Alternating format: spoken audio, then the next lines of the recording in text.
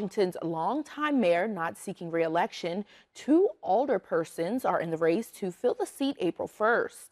Liz Lape sat down with both candidates to learn more about them.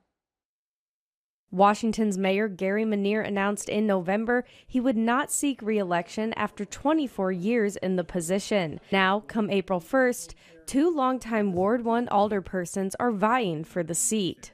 Mike Brownfield has served on the city council since 2013 and is the director of facilities, services, and safety at Snyder Village Retirement Community in Metamora.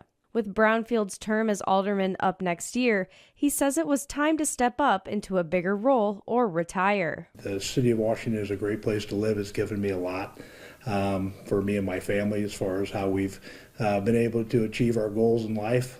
So it's just something to give back to the community. If elected, Brownfield wants to increase communication and engagement with residents, especially before major city decisions, and boost economic development. He would also like to work to find a new city administrator. Washington's last administrator left last year, and the current mayor has been taking on the responsibilities. The mayor can do it at a temporary basis, but it would be a tough thing to do. I mean, for one, they would have to increase salaries, and that's not something I want to put on the residents. Lilia Stevens has served as an alderwoman since 2019, is a retired high school teacher, and a former election judge. Stevens previously ran for mayor in 2021, but lost to Manier with 49% of the vote. She could become Washington's first woman mayor. If elected, Stevens hopes to boost economic development by reviving the Economic Development Commission. We need the involvement of the community. There are people that want to help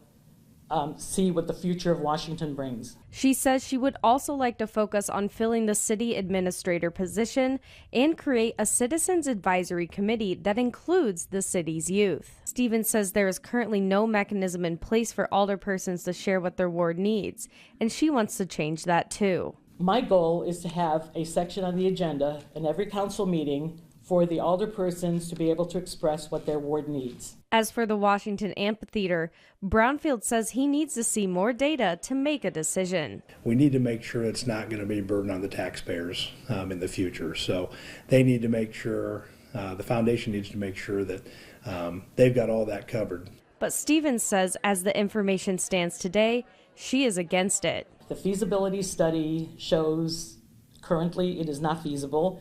There are too many situations that the neighbors are concerned about, and my first priority are the residents of Washington. In Washington, Liz Lape, 25 News.